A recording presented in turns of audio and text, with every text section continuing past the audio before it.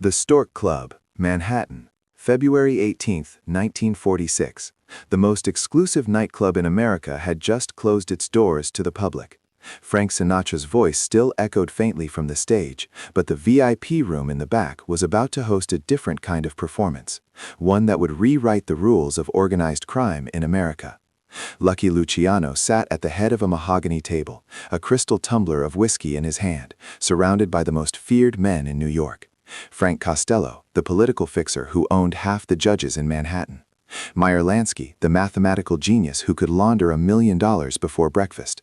Albert Anastasia, the man they called the Lord High Executioner, whose hands had personally ended more than 30 lives. And then the door opened. Bumpy Johnson walked in alone. No bodyguards, no weapons visible. Just a tailored three-piece navy suit, a gold watch chain, and a leather briefcase that seemed to weigh more than it should. Every Italian in that room tensed. Hands moved toward waistbands, eyes locked on the black man who just entered their sacred space. But Luciano raised one finger, a simple gesture that froze everyone in place. He'd been waiting for this moment for 11 years, ever since Dutch Schultz had made the fatal mistake of underestimating Harlem and paid for it with his life in a New Jersey blood puddle. Now, Luciano was leaving America forever, deported back to Italy in 3 weeks, and he had one piece of unfinished business: the numbers racket in Harlem, the illegal lottery that was printing money faster than the U.S. Mint. And the only man standing between him and that fortune was walking toward him right now. February 1946. The war was over, the boys were home, and America was drunk on victory. But in the shadows of New York City, a different war was just beginning. Lucky Luciano had spent 9 years in Dannemora prison, the Siberia of New York, locked away for compulsory prostitution. But the government had needed him. When the U.S. military was preparing to invade Sicily, they'd come to Luciano with a deal. Use your connections with the Italian docks to prevent sabotage. Help us win this war, and we'll cut your sentence. Luciano had delivered. The docks stayed clean, the invasion succeeded, and true to their word, the government had released him. But there was a price: permanent deportation. In less than 3 weeks, Lucky Luciano, the man who'd modernized the American Mafia, who turned it from a bunch of street thugs into a national corporation, would be on a ship back to Italy, never to return. And Luciano wasn't the type of man to leave loose ends. The 5 families were secure. His organization was intact. Vito Genovese was already in Italy, scheming and plotting. Frank Costello would run things in New York. The docks, the unions, the politicians, everything was locked down. Everything except Harlem. The numbers game was beautiful in its simplicity. People bet on a 3-digit number, usually derived from the last 3 digits of the total handle at a specific racetrack. The odds were 1,000 to 1, but if you hit, you won $600 for every dollar you bet. In Harlem, where most people were lucky to make $30 a week, it was a dream, a way out, a prayer wrapped in arithmetic. And it was making someone $5 million a year. That someone was Bumpy Johnson. He'd taken over Harlem's numbers racket after Stephanie St. Clair, the notorious queenie of the numbers, had stepped back. Dutch Schultz had tried to muscle in back in 1935, sending his enforcer Bo Weinberg to Harlem with guns and demands. Schultz had figured it would be easy. These were black folks after all. What were they going to do against the Dutch? What Schultz didn't know was that Bumpy Johnson was not a man to be pushed. Schultz ended up in the Palace Chop House in Newark, bleeding out from 5 bullet wounds, babbling incoherently as his life drained onto the floor. The shooters were never caught, but everyone in Harlem knew who'd given the order. Now, 11 years later, the Italians wanted another shot at Harlem. But this time they were going to be smart about it. This time they were going to talk first. Luciano had sent word to Bumpy through intermediaries. A sit-down, a conversation, a chance to do business like gentlemen. Bumpy didn't respond for 7 days. That silence spoke volumes. It told Luciano that Bumpy Johnson wasn't desperate, wasn't afraid, wasn't going to jump just because Lucky Luciano had snapped his fingers. When Bumpy finally sent word back, it was simple: I'll come, alone. That had caused arguments. Costello thought it was disrespectful. Anastasia wanted to send men to Harlem and drag Bumpy to the table. But Meyer Lansky, the smartest man in the room as always, had smiled and said, let him come alone. If he's confident enough to walk into a room full of us without backup, he's either the bravest man in New York, or he's got something we don't know about. Either way, we need to find out what. So here they were. The Stork Club, February 18th, 1946. Bumpy Johnson walked past the bodyguards like they were furniture. His footsteps echoed on the polished marble. He pulled out a chair, not at the side of the table, but at the head, directly across from Luciano. He set his briefcase down with a heavy thunk. Then he pulled out a cigar, Cuban, expensive, and placed it between his lips. He didn't ask permission, didn't wait for an invitation. He just lit it, took a long drag, and blew smoke toward the ceiling. Frank Costello's jaw clenched. Albert Anastasia's hand drifted toward his gun. But Lucky Luciano just watched. He recognized the game Bumpy was playing. This was a chess match, and Bumpy had just opened aggressively. Luciano smiled. He respected aggression when it was intelligent. "Mr. Johnson," Luciano said, his voice smooth as silk. "Thank you for coming." Bumpy took another pull from his cigar, let the smoke curl around his words. "Mr. Luciano, you wanted to talk, so talk." Luciano folded his hands on the table.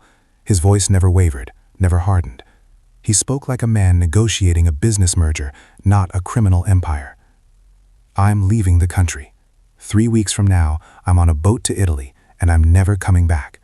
Before I go, I need to make sure New York stays organized. No chaos, no wars, just business." Bumpy said nothing. His eyes were locked on Luciano, reading every micro-expression, every pause. "Harlem is the last piece," Luciano continued. "The numbers game is booming, 5 million a year, maybe more. My people want in, but I'm not Dutch Schultz. I'm not coming to take what's yours. I'm here to offer you a partnership." Bumpy's eyebrow raised slightly. "Partnership." Luciano nodded. "You keep running Harlem. You keep your operations, your people, your infrastructure. We provide protection, investment capital, banking services, legal representation. In return, we take 40% of the profits. You stay independent, but under our umbrella, under our protection." The room was silent, except for the faint tick of a clock on the wall. Meyer Lansky's eyes flicked between Luciano and Bumpy, calculating, analyzing. Frank Costello leaned forward slightly, waiting. Albert Anastasia cracked his knuckles, a sound like breaking bones. Bumpy took his time. He ashed his cigar into the crystal ashtray. He adjusted his watch chain. Then he spoke. "What happens if I say no?"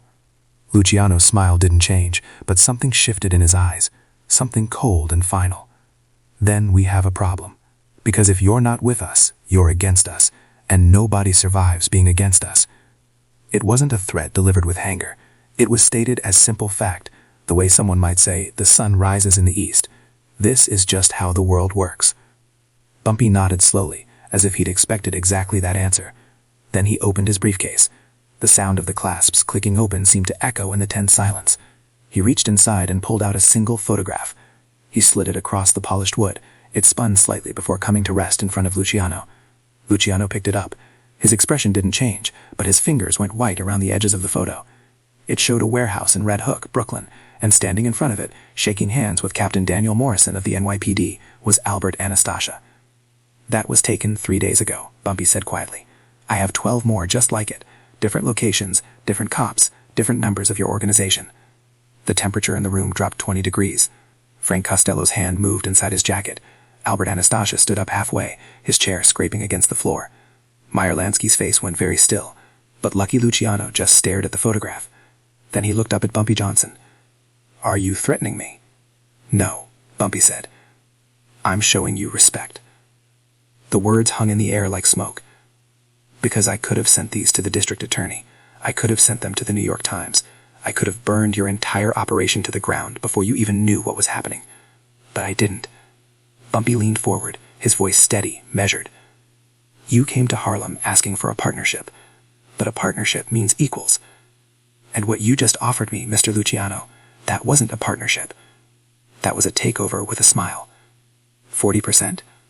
For what? For protection I don't need? For banking services I can get elsewhere? For your name?" He shook his head. "You're offering me scraps from my own table and calling it a feast." Luciano set the photograph down carefully.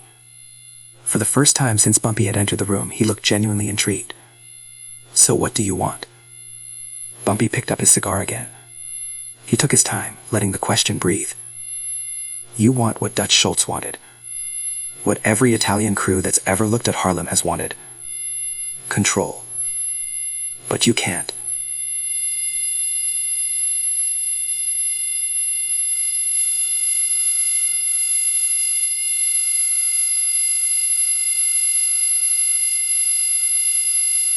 Have it. Not because you're not smart enough, not because you're not strong enough, because Harlem isn't yours to control. He pointed toward the window, toward the lights of Uptown glowing in the distance. You know why Schultz failed? because he thought black people were stupid. He thought we'd just hand over our money and say, "Thank you, sir." He thought muscle was enough. But Harlem doesn't work that way. You need trust. You need respect. You need to be one of us, and you will never be one of us. Frank Costello started to speak, started to say something sharp, but Luciano silenced him with a single look. Bumpy continued, his voice dropping lower, more serious. "But here's what I will do. You asked for 40%? You can have 10. 10% of the profits, not as protection money, as a service fee. You provide banking support. When someone hits a big number, we need clean money to pay them out. You provide that. You provide legal representation when our runners get arrested. When the cops raid our spots, we need lawyers who can make things disappear. You provide that. In return, you get 10% of the net, clean, simple, profitable." He leaned back, his eyes never leaving Luciano's. "And one more thing. You never, and I mean never, send your people into Harlem to collect. You want your money? You send a courier to my office on 135th Street. I'll have it counted, wrapped, and ready. But your soldiers don't patrol my streets. Your guns don't show up in my neighborhoods. Harlem stays black. Harlem stays mine. That's the deal. Take it or leave it." The silence that followed was absolute. You could hear the building breathe. Meyer Lansky broke it first. He turned to Luciano, his voice thoughtful. "Charlie, that's actually brilliant. 10% for essentially no risk. No overhead, no exposure, no cops watching our every move in Harlem. It's clean money, the cleanest we'll ever see." Albert Anastasia wasn't convinced. His voice was a growl. "And what's to stop him from cutting us out once we set up the banking? What's to stop him from taking our connections and telling us to go to hell?" Bumpy answered before Luciano could. "The same thing that stops you from trying to take Harlem by force. Mutual destruction. You try to cheat me? Those photographs go public. Your political protection evaporates overnight. Every cop you've paid off, every judge you own, they all disappear when the newspapers start printing pictures. I try to cheat you, you come after me with everything you've got. We both lose, or we both get rich. Your choice." Lucky Luciano stared at Bumpy Johnson for what felt like an eternity. The two men locked eyes across the table, each measuring the other, calculating odds, reading intentions. Then slowly, Luciano began to laugh. Not a mocking laugh, not a cruel laugh, a genuine one, full of respect and something close to admiration. "You know what, Bumpy? Dutch Schultz was a goddamn idiot. He should have talked to you first." He stood up, extended his hand across the table. 10%. Banking and legal support. No soldiers in Harlem. You deliver the money on the 1st of every month. Bumpy stood, met Luciano's hand with one firm grip. "We have a deal." Frank Costello exhaled, the tension draining from his shoulders. Meyer Lansky smiled, already calculating the profits in his head. Even Albert Anastasia sat back down, his hand finally leaving his weapon. Luciano held on to Bumpy's hand for an extra second. "Let me tell you something, Bumpy. I've done business with presidents, with union bosses, with killers who've left bodies from here to Chicago. But you're the first man who came to my table and told me no without pulling a gun. That takes guts, or stupidity. I haven't decided which yet." Bumpy smiled, a rare, genuine smile. "When you figure it out, let me know." 3 weeks later, Lucky Luciano boarded the SS Laura Keene bound for Italy. He would never set foot on American soil again. But the deal he made with Bumpy Johnson that night in the Stork Club held for the next 22 years. The numbers racket flourished. Bumpy paid the 10% like clockwork, 1st of every month, delivered by courier to a bakery in Little Italy. The Italians provided banking through legitimate fronts, cleaned the money, made it spendable. When Bumpy got arrested in 1951 for conspiracy and sent to Alcatraz, Frank Costello personally made sure his wife and daughter were taken care of. Every month, an envelope appeared at their door. Cash, enough to live comfortably, no questions asked. And when Bumpy walked out of prison in 1963, the deal was still intact. Not a single term had been broken.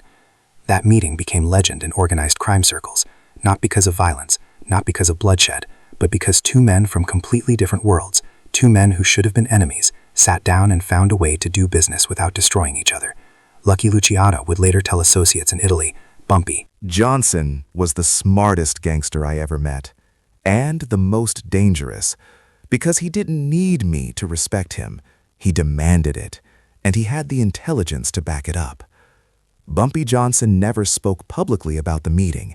He kept his secrets until his death in 1968. But people close to him said he kept that photograph of Albert Anastasia in his office for the rest of his life. Not as a threat, as a reminder. Power isn't about who's willing to pull the trigger first. It's about who's smart enough not to. If this story of intelligence, negotiation, and the alliance that changed organized crime forever inspired you, make sure you hit that subscribe button and drop a like. Share this with someone who needs to understand that real power comes from the mind, not the muscle. And let me know in the comments, if you were sitting at that table, what would you have done? Would you have taken the 40%? Or would you have demanded respect like Bumpy? Keep fighting for your crown, and I'll see you in the next one.